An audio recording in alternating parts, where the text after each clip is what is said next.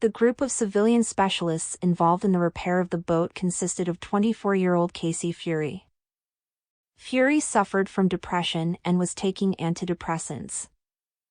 Earlier, when his condition was deteriorating, he took time off, but the time off ended.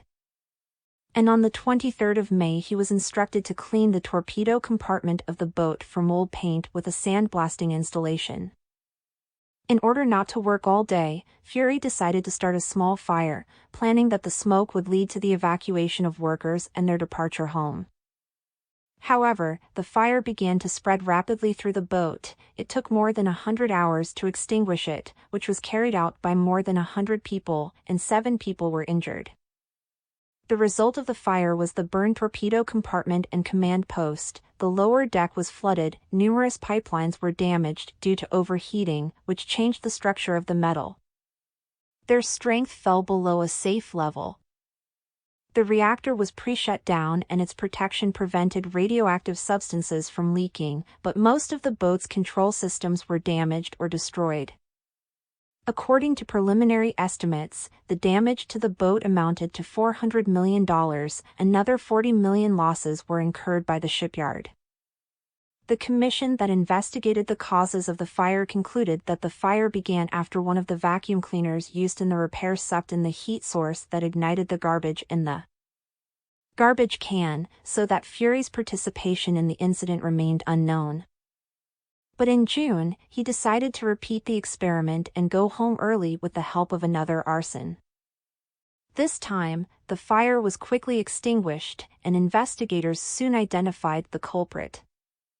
During interrogations, including with the help of lie detectors, Fury confessed to the crime. On the 15th of March, 2015, he was sentenced to 17 years in prison and a fine of $400 million. The estimated estimate for the restoration of the boat was $450 million, and even with full and timely financing, repairs could not be completed before the middle of the 2015 year. It was assumed that it would be possible to use some elements of the Memphis boat written off in 2011 and being dismantled. But the design of the boats was so different that it was impossible. On the 6th of August 2013, the U.S. Navy announced that due to budget cuts, it was forced to abandon plans to restore the Miami submarine. The final cost of restoration, taking into account the current financing scheme, amounted to $700 million, which was considered unacceptable. It was decided that it would be more expedient to spend these funds on work on other ships and submarines.